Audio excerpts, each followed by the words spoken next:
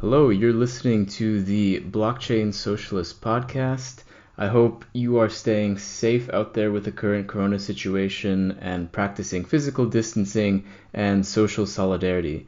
This week, I got to speak to Dardan Isufi, who is the COO of Eva Coop based in Montreal. Eva Coop is a ride-sharing service which is trying to fight back against other ride-sharing services and platforms like Uber, like Lyft, by offering an alternative which is not extractive and which is cooperatively owned by the riders and by the drivers. So it was a really interesting conversation to hear about the platform that they're creating and the blockchain that they're using, since it's also a decentralized autonomous organization. And so if you enjoyed the episode, I hope you'll consider donating to my Patreon. I use the money to pay for the equipment, the server costs for the site, and the hosting services for the episodes. For being a patron, you also get access to the occasional contents that I create only for patrons and to polls that help guide the topics that I cover in articles and podcasts. And so with that being said, here's the interview with Dardan from the Eva Co-op. I'm sitting now with Dardan Isufi, the COO of Eva Co-op. So thank you for coming on. And so from what I understand of the Eva Co-op project, it's that it's trying to take on Uber and sort of these other extractive platforms and sort of taking them on by practically giving the same service, but with a different model, which is less exploitative and which gives more democratic rights to workers on the platform. So I was wondering, that's sort of the idea that I have, but what is Eva and like how would you describe it to people? Well, first, thanks for having me. It's a real pleasure to discuss about Eva. So you mentioned a key point in your introduction is that we're trying to offer the same service or even better, a better service to the people. So what is Eva? Well, we describe Eva as a cooperative ride-sharing application based on blockchain. So the goal of Eva is to improve people's life through mobility. It's a ride-sharing option to ensure a fast and safe, and above all, a sustainable and fair mobility. It combines a cooperative governance and a decentralized technology to protect the personal use of data. And the great thing about that is we're mixing two structures, one which is more a governance structure and the second being a technological structure. We're combining both to give it into the hand of the communities. And in the specific case of ride sharing, the communities are basically everyone. We're at some point in our life, we're all riders. In a cab, in a Uber, in a Eva, in a Lyft, in a bus, we're at some point in our lives moving. So this is the whole goal of Eva. It's really interesting to me because it sort of has, at least from a socialist perspective, it has a bit of sort of a revolutionary seed. How I would describe it. Like, the whole idea of the sharing economy was really big, a few years ago, and has sort of become part of a lot of our lives, where we use these platforms to engage. And it sort of shows a little bit of the contradictions of capitalism a bit, that, we're sharing our resources to each other freely based on need rather than sort of market exchange. So it's really something that is for me has a lot of revolutionary potential from a very small scale, I should say. But so you mentioned that it's a cooperative and it also uses blockchain. So how does that work, and how does that differ from a platform like Uber? Well, I would agree with you that sharing economy was a game changer after the economic crisis of 2009, 2008. And it came upon as this new thing in which we share the resources. We share the car, we share the house with Airbnb, for example.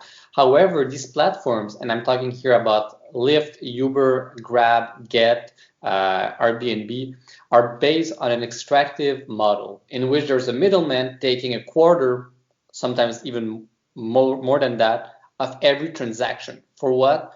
To provide a platform which is already made, essentially. So how Eva takes form? Well, the first thing you need to know is that Eva is an app.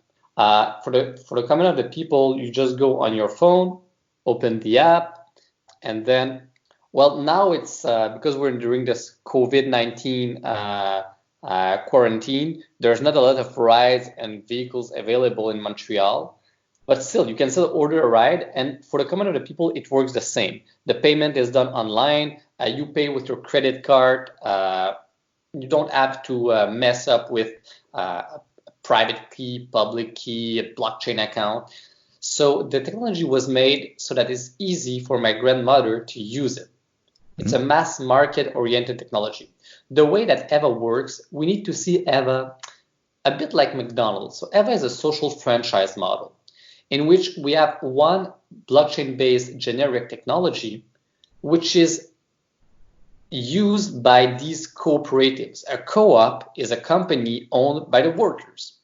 There's different types of co-ops. What we like in our model is multi-stakeholders co-op, in which we can include riders, drivers, the workers within the co-op, even the support members, so the people giving money to finance the co-op. So the whole idea of the cooperative management is to ensure a democratic governance. So one member, one vote, no matter how rich is the member, how involved is a member, and is also to pool the resources. Because from every ride, Eva takes 15%. Out of this 15%, so we pay all the, And Uber is like, I think 25%. It's 25, yeah, that's correct. Yeah. So Uber and Lyft is the same, and we're taking 15%. Out of this 15%, we're managing the operations, the marketing, the member services, and so on, technical support. And if at the end of the fiscal year, there's a leftover, well, this leftover can be shared among members. So the profit is not shared among some shareholders in the US, it's shared among the drivers and the riders within the co-op. So let's see it more concretely. In Montreal, Eva is the second largest ride-sharing application right after Uber. We're bigger in volume even before Lyft in Montreal, and it's a 1.5 million cities. I think the third largest or fourth largest city in Canada. So let's say in Montreal, we have our own co-op. So there's a co-op here in Montreal using Eva's technology and Eva's branding. We're now working to develop a co-op in the province of Alberta. So Eva will launch in Calgary. We're also right now working to develop Eva in New York. So there's going to be another co-op in New York. So every co-op is locally rooted, is locally owned by its members. So then is it sort of like I don't know if you know much about the Mondragon model, where it's sort of like a co-op of co-ops a little bit, or is it like each co-op is a little bit separate and they just sort of go, like who's doing the development, Someone centrally, or each co-op has their own? We're not based on the model of Mondragon, which we do, I think, consider as being a great model. We have, in order to develop the technology and to raise venture funds to fund the project, there's a corporation in which the IP is set. This corporation is made of developers and people involved to develop the technology and the whole infrastructure. Because aside from the application, there's the whole software management for every co-op. There's the human resources management within the co-ops that we built in. So there's this company. And then above this, there are the co-ops. And the co-ops, the cooperatives, the social franchises, they decide of the features to have within the application. So let's say I'm launching Eva in Pristina, in Kosovo, and I would like people to pay cash there because most of the people don't have a credit card, as it's the case for Montreal. So the co-op will be requesting to have the cash payment, procedure, so that the company develops it and give it back within their application. The huge benefit from it is that what we need to consider, there's two things that made Uber and Lyft successful. The first thing is that by implementing their service in many cities, they were able to create a touristic market, which means that in most cities, 20% of the market share is from tourists, people from other cities. The second thing to consider is that these companies raised enormous capital to be able to market their application. Yeah. There's a strange thing in sharing economy is that you neither control the demand nor the offer, nor the supply. Let's say I'm opening a market, a restaurant. I can control how many chocolate bars I'm selling because I have a limited number of chocolate bars I'm selling. However, in ride sharing, it's kind of a free market in which you need to control artificially the supply and the demand with several incentives. And this requires a lot of capital. So in order to have these two components, which is the touristic market and the capital, we decided to have one generic technology. That means that someone traveling from Montreal to Calgary will be using the exact same application to travel in both cities. However, the revenue extracted from the transaction will be kept within the co-op of the city. Right. So there's no centralization of money. We're actually localizing the profits and the management.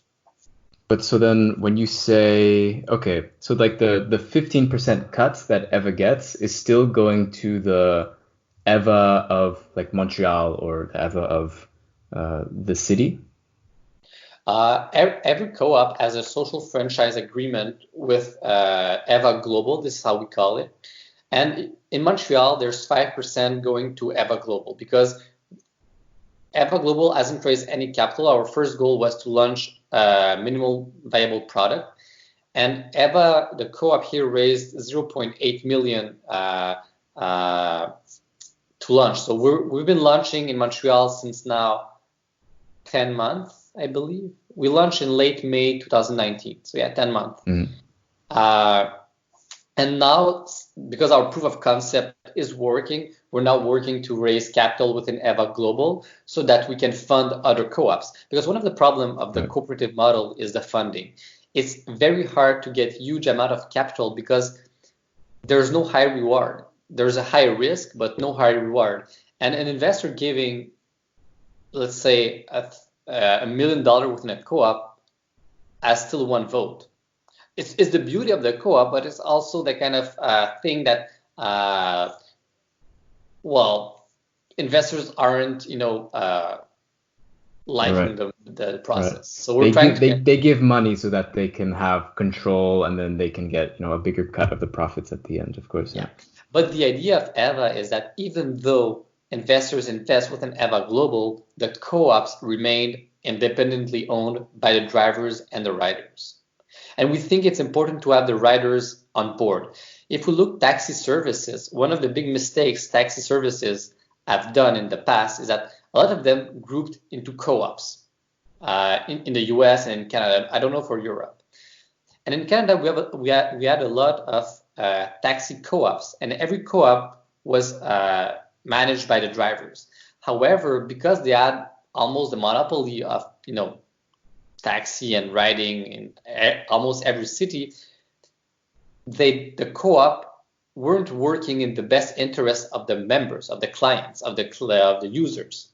So what we did in Eva to avoid such situation, we included the riders as members within the co-op. That's interesting. So I'm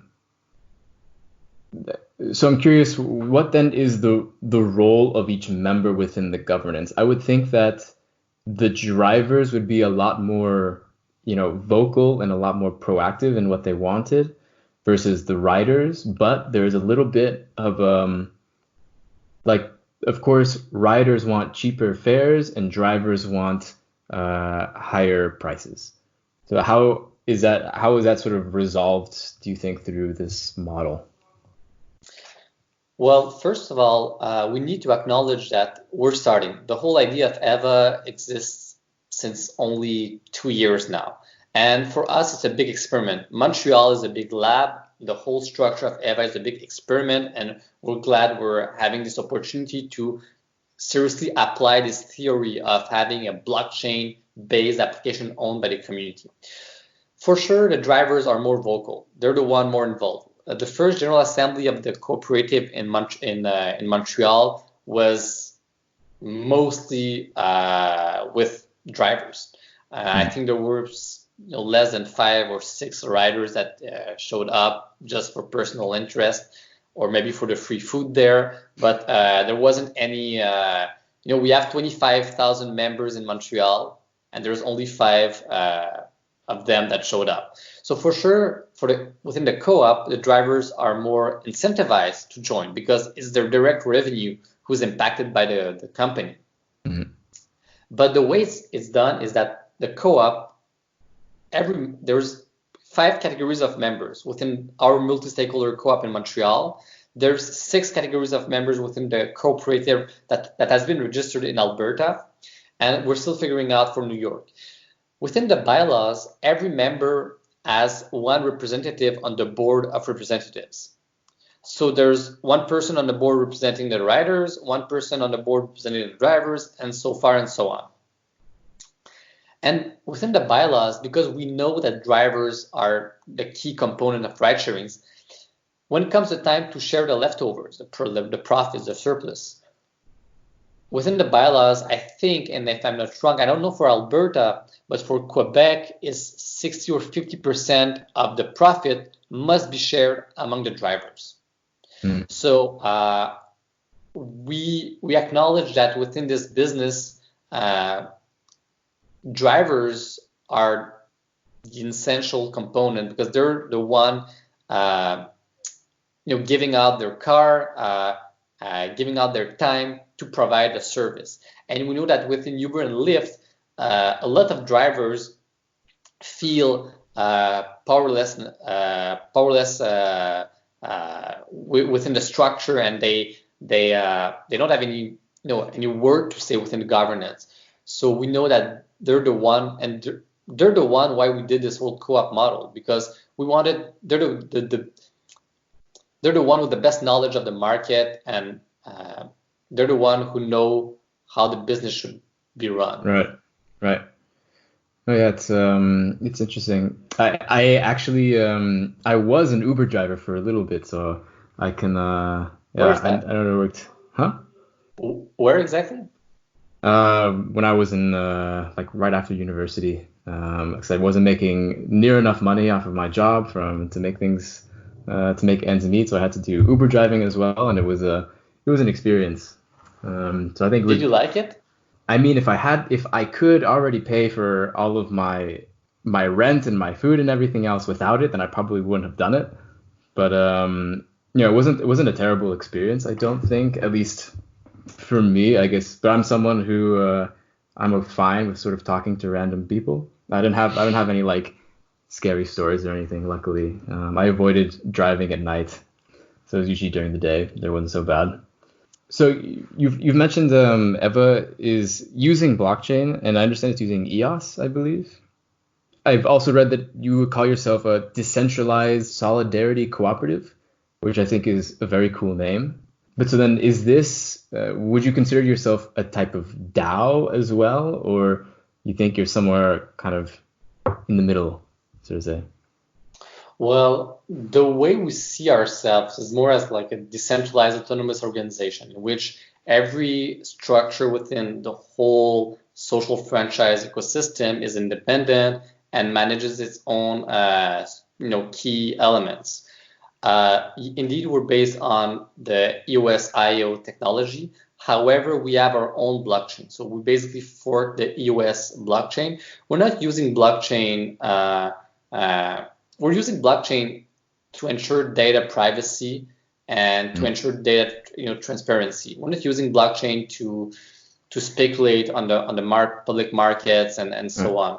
Can you pay like with cryptocurrency for your ride on Eva and that? No, not yet. This is something we want to add in order to reduce the fees, because every time people pay with credit cards, we're using a third-party payment API, third-party payment bridge, and we're paying some high fees for Visa. And Okay. whenever the car is stolen, we need to pay back, charge, and so on. So it's getting very expensive. So eventually we will add the cryptocurrencies as a payment option. However, now the goal for us is to have a mass market product.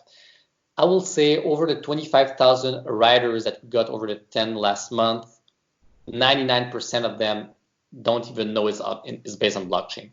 And whenever they create an account within their app, they don't know, but they're actually creating a blockchain account.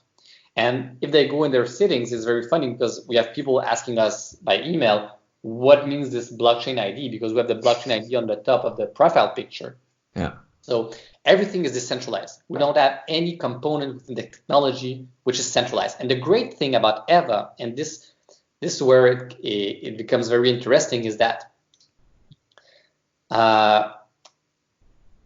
every co-op, every social franchise has access to its data regarding the drivers, for sure, for security purposes, the riders, so the phone numbers and the names, but they don't have access to any credit card information. And what's even cool is that every co-op has access to this information, but the global entity has access to no information at all. So let's say there's a criminal driving in Montreal, and Interpol police calls us at the global's office in downtown Montreal, asking us about information about this driver. Well, the only thing we'll be able to say is, well, call the co-op, because the co-op, the cooperative, call the team there, has the information. We don't. So that's the beauty of Eva. We have a model that can scale up while ensuring data privacy. We don't have leaks as it happened with Uber 2 or 3 years ago with millions of credit card information that were stolen. This cannot happen within Eva because first, we don't have any credit card information. The credit card information is encrypted within the cell phone, and we're using a clever cryptography to ensure that all the communication works within the system. And the cooperatives have only access to limited data in order to optimize and ensure that the operation in a safe manner. So then the blockchain part is the registration of identity at the moment. Is that largely what you guys use blockchain for? Actually, everything is based on blockchain. All the transactions are written on the blockchain. There's no information stored in any centralized server right now. But so then if I pay with my credit card for a ride on Eva, there's like a recording of that transaction, but it's not using real actually, let's say you're paying a ride $20. This $20 is converted within a token, a commodity token we have within our blockchain. And then your transaction is treated with these tokens within the blockchain. So we have a utility token, which has basically no value. It's a 1-for-1. So Eva basically acts like a bank. So whenever we receive, let's say $20, we convert it within our tokens. Then we pay the drivers, we pay the riders, and the driver, we're taking from the rider's account, we're paying the drivers. The drivers then ask to be paid within their bank account, and then the co-op is responsible to pay the drivers with real money, obviously, because they have grocery to pay, they have families to sustain. So it's so then you're using it sort of as well as like a settlement layer that like at the end of the month or whatever, you sort of pay out what you need to pay out based on what's been recorded on the blockchain a bit. Yeah, actually the way it works is drivers, they can request to be paid at any moment. And then there's some, I think it's 3 to 4 business days for the co-op to treat the payment, to mark it within the accounting book, and then pay the drivers. And this is why the model is scalable, because the structure is literally decentralized. Yeah. We don't need the permission of the San Francisco office to do something. The co-op has all the tools within their own software to manage the application. Yeah. No, it's it's really interesting hearing about this since I remember I don't know how many years ago it was when everyone was talking about how blockchain was going to decentralize Uber and like all these different platforms, but it took a while for it to actually happen. And Yeah, it seems like doing it as a co-op is really the way that you decentralize it, which is interesting because I mean I've never heard a libertarian or some sort of, anarcho-capitalist talk about cooperatives. There's a book once I've read, and they're talking about the cooperative model within the blockchain, and it's called The Blockchain Revolution by Don and Alex Tapscott.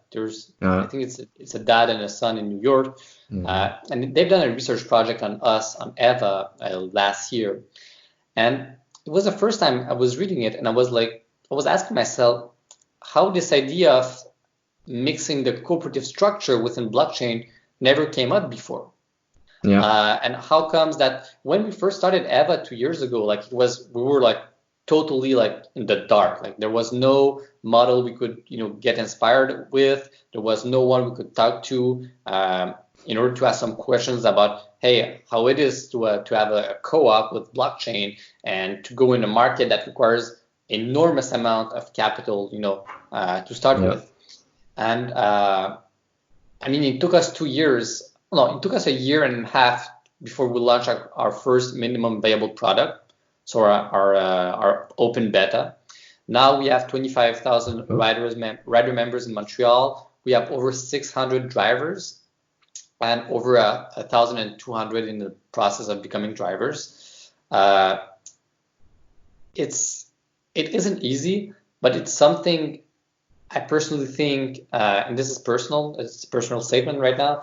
I mm, think is the future of blockchain. We cannot add an only libertarian ride-sharing app and say like, hey, I'm throwing out a technology like this in the city and use it the way you want to use it. I mean, no. there are security norms to respect. I mean, transportation is highly regulated wherever you go in the world. At least in the Western world, like transportation is highly, highly regulated. You cannot have any folk driving a cab without his background check verified every 2 years, the mechanical inspection of the vehicle, and so on. And for this, you need some sort of legal entity. You need to pay taxes because taxes are important to pay. Right now in the US, people are dying of COVID-19 because they don't have any public healthcare system, which is totally stupid. It's the only country in Yeah. the world, modern country, which has no healthcare system. Right now in Yeah. Canada, we're well enough. Like we're looking at our southern neighbors and we're like, oh my God, like this, like it's a freaking show right now. And It's a whole other so, conversation you could talk about for hours. yeah, Yeah. totally. But what I mean is you need some legal entity to pay taxes to ensure the Yeah. legal conformity. And we I don't agree. want this entity to be another Uber, another corporate, which works for the interests of shareholders. We want this entity to be a workers-owned entity in which drivers, well, optimize the revenue out of it. And Mhm. there's no point for anyone to make extra buck over their labor. So this is why we think that our model is quite interesting. And again, it's still an experiment. It's been less than 2 years. We've been pretty successful in what we've done here in Canada, and we're growing quite fast. And now we're closing a first round of funding within Eva Global, for which we're quite happy. And I mean, even in the co-op in Quebec, the state of Quebec gave us money. Like the government, governments in the world are interested to have a local and social alternative to Uber. Because if you ask to any municipal government, what are your worst nightmares? They will answer two things. The first one is Airbnb. The second one is Uber. Mm. These two companies are causing so much trouble in almost every city of North America. And for city governments to have a local and social alternative to Uber that better treats the drivers, that localizes the economy in the city, well, they're happy with that. So for us, it's an experiment. We're building this whole ecosystem in which we're kind of, there's I see it as like a triangle. Like you have at one extreme the capitalist platform, at the other extreme the cooperative platform, and then to another extent you have the decentralized platform. And we're kind of in the middle of these three. So we have some, the decentralized component is the technology. It's totally decentralized. There's no centralized structure within our infrastructure. The cooperative component is the governance structure within Eva, in which the drivers and riders have one vote each. And the capitalist component, well, because we need capital in order to compete and fight against Goliath, is the global entity of Eva, which raises equity, which raises the money in order to fund these co-ops. Because in Quebec, we were lucky to get this first round of funding of 0.8 million for the co-op. I mean, when we started the co-op, we were 2 members. There was Raphael and myself. And normally, it's very hard to get investment in the co-op. Within a co-op, normally, is the members who invest. But we didn't want drivers and riders to give the $10 to join the platform. So we had to tweak a bit our bylaws, and we were still able to raise the funding because we had a project that was sustainable. Yeah. Nice. Yeah. It's very cool. Yeah. I imagine it sounds like you guys have had a lot of pretty interesting success so far. But this pandemic we're currently experiencing with COVID-19, I imagine is causing a little bit of a headache. So I'm just wondering, how are you guys responding to it? Yeah, I imagine it's not easy. Well, to be very honest with you, the 3 last weeks have been pretty hard. For our members, for the business, for the workers. So we didn't see it coming. The first thing we did is we ensured that all the employees within the co-op are safe, and now everyone is working from home. The second thing we did is we distributed masks and gloves and all the security items to the drivers, and we still have, I think, couple 100 of masks left and gloves. And the third thing we did is we messaged the riders asking them to not use Eva, which is a bit weird because normally we're encouraging people to use our service because we're a transportation company. But due to COVID-19 and because we're respecting the government advice, we're trying to lower the operations within the app at the minimum as possible.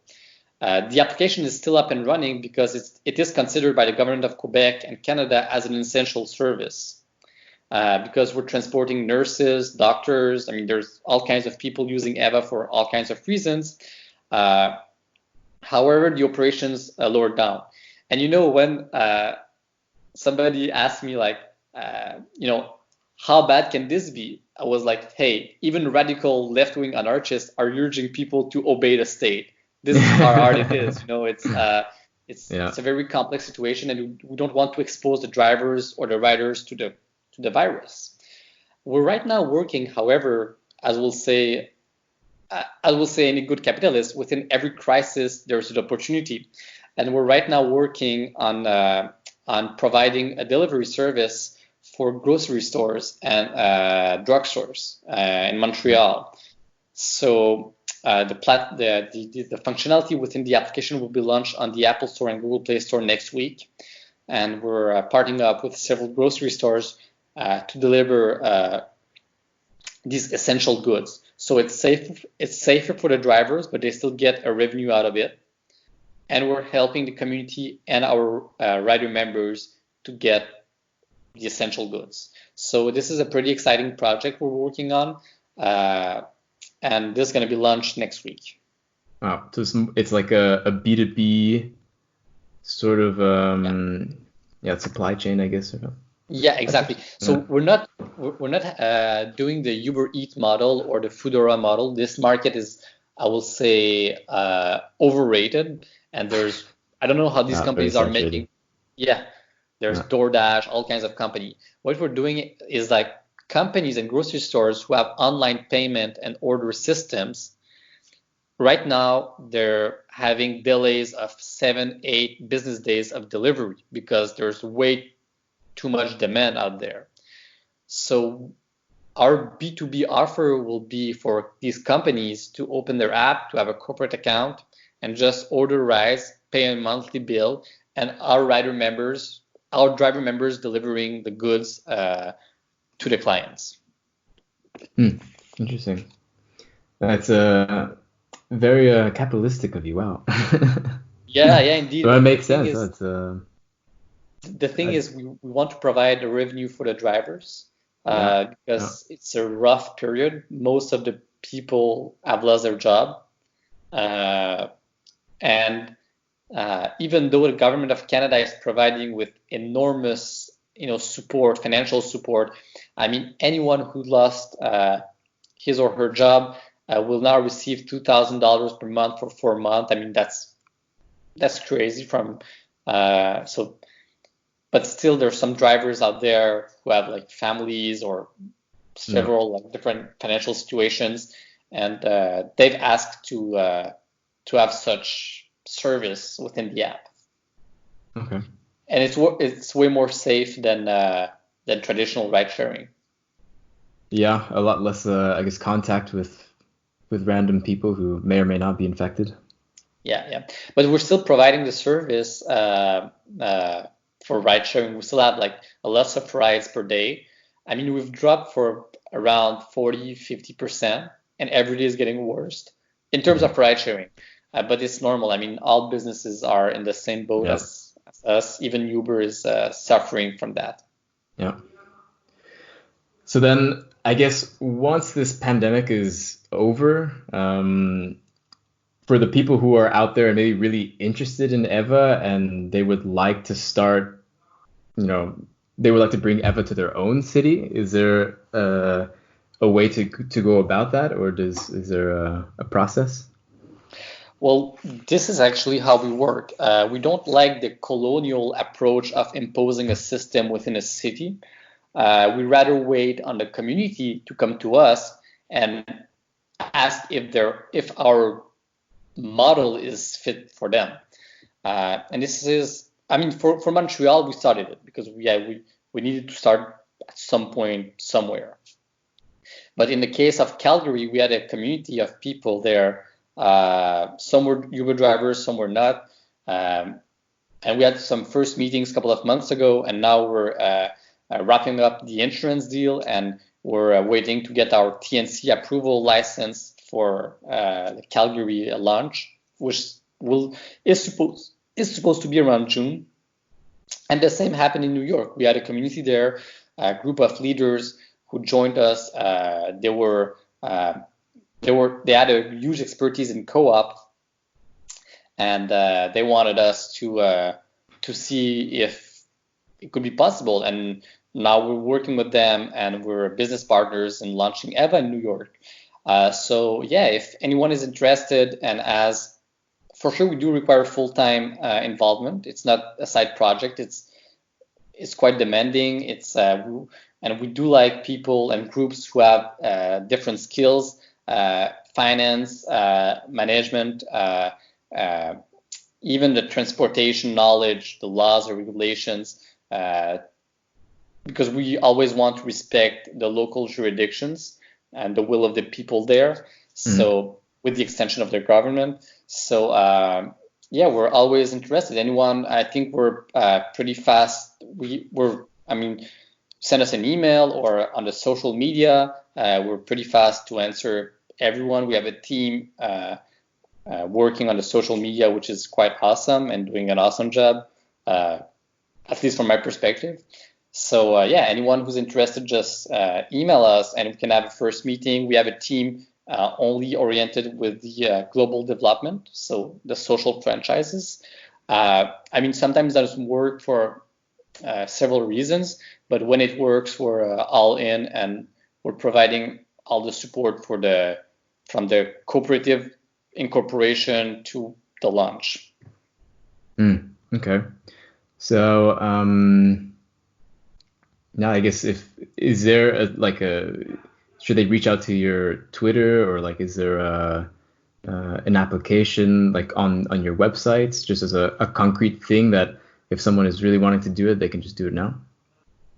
We don't have any application form online. To be honest, our online platform has to be updated. and Yeah. we're a bit lazy on that. But soon it will have a form for such requests. But right now we don't have any such form. Okay. But all the web Okay. infrastructure will be updated once the open beta will be done. So this will be around end of April, May, June. Okay. I thought it was earlier. It was actually a pretty interesting point that you made that like you don't want to take a colonialist approach, which if you really think about it, like Uber and all of these, I mean, pretty much every single platform that's out there right now that's run by venture capital is essentially an American company based in Silicon Valley usually. So it's really, I mean, if you think about it, it is a bit of an extension of American colonialism, sort of a digital imperialism, if you will, um, where they're extracting money from, I mean, even places like Canada or Europe, where all you really have are things like Uber. There isn't really a local alternative. So yeah, Eva sort of mixes the two, where there's, I guess, international branding, but a localized governance and profit sharing. Yeah, and that's the goal. I mean, Right. it's an experiment for us, and as I mentioned, I don't know if we're doing the right thing, and we don't pretend to have this virtue of saying that hey we're in the good track, but so far so good. Uh, People are embarking, are joining in for the journey, and the app is up and running, and the proof of concept works. The Yeah. cooperative management works. There's no crisis within Eva. There's no war between drivers and riders. So Yeah. Yeah. So far, so good. yeah, All right. Well, this was a super interesting conversation. I'm really interested in how it proceeds, and is something that I'm really, I'm rooting for you guys and hoping it works out well. But is there any last things that you want to say or? well, no, first of all, well, thanks for having me on this interview. It was great to meet with you, and I think you're doing a pretty awesome job in explaining how blockchain could be used in the best interest of the people, and that's actually a thing we're wondering ourselves: is how a lot of civil society organizations and lab groups uh, why they aren't using blockchain or like cryptocurrencies to avoid the banking system, which is a total that this whole banking system doesn't make any sense. But yes, I say, I mean, you're doing an awesome job. Thanks for having us. And for the people listening, you may follow our development with Eva, our experiment, through Telegram, Twitter, Facebook, Instagram, Reddit, Medium, GitHub. Am I forgetting one? Steemit. I don't know. Like we're almost Yeah, yeah, everywhere. So yeah, LinkedIn. everywhere. Yeah, yeah, I agree. I'd have to agree that yeah, if really we want blockchain and cryptocurrency to continue to exist, we really need to be looking for types of use cases like this that are meant to benefit labor over capital. And yeah, and I totally agree. And the thing is, one of the one element that really hurt blockchain was the whole scams in 2017, 2018. Yeah, People raising huge amount of money for sometimes very interesting projects, but they were not doing anything. And that's why we started a bit uh, upside down. We first developed a project, we launched a project, and now we're raising capital once we have the project up and running. Uh, and there's a lot of projects out there which are very, very interesting. Some of them are blockchain based, some are not. If you look Airbnb, it's I mean, we're closely in close communication with these folks. We've met them in Barcelona 2 years ago. Um, Airbnb is doing an amazing job trying to build a sustainable alternative to Airbnb for the communities.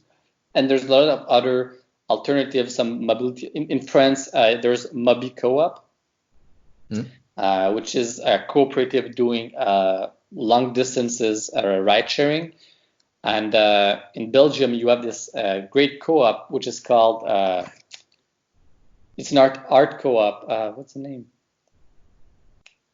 Smart?